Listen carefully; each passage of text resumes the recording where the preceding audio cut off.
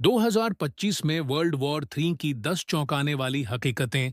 एक, doomsday clock सिर्फ 29 second दूर है। जनवरी 2025 में वैज्ञानिकों ने डूम्सडे क्लॉक को रात के 12 बजे से सिर्फ 39 सेकंड पहले कर दिया। इसका मतलब है कि दुनिया अब तक के सबसे बड़े खतरे के करीब है, न्यूक्लियर जंग, आर्टिफिशियल इंटेलिजेंस और बढ़ते तनाव की वजह से। दो, रूस ने फिर से हमले शुरू कर दिए हैं। यूक्रेन पर रूस ने एक बार फिर स्ट्राइक शुरू की है, खासकर उसकी बिजली और एनर्जी सिस्टम पर। अमेरिका की कोशिशों के बावजूद शांति की बातचीत रुक गई है।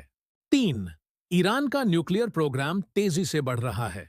अमेरिका और ईरान के बीच बातचीत जारी है, मगर ईरान अपने यूरेनियम एनरिचमेंट को रोकने के लिए तैयार नहीं है।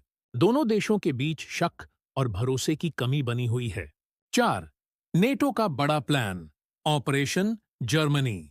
जर्मनी ने ऑपरेशन डॉयचलैंड नाम से एक प्लान बनाया है, जिसमें 8 लाख सैनिक और 2 लाख गाड़ियां शामिल होंगी।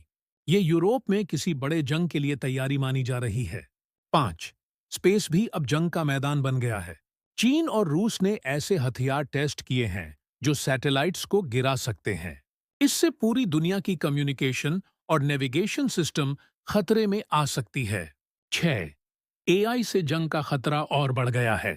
अब फौज में आर्टिफिशियल इंटेलिजेंस एआई का इस्तेमाल बढ़ रहा है, मगर एक छोटी सी गलती या सॉफ्टवेयर की गड़बड़ी किसी भी बड़े युद्ध की वजह बन सकती है।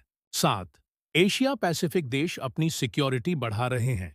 ऑस्ट्रेलिया, जापान और फिलीपींस जैसे देश अब अपनी फौजी ताकत बढ़ा रहे हैं, क्योंकि अमेरिका की पॉलिसी में बदलाव और चीन की हरकतें चिंता की वजह बनी हुई हैं। 8, अमेरिकी फौज की तैयारी पर सवाल उठे हैं।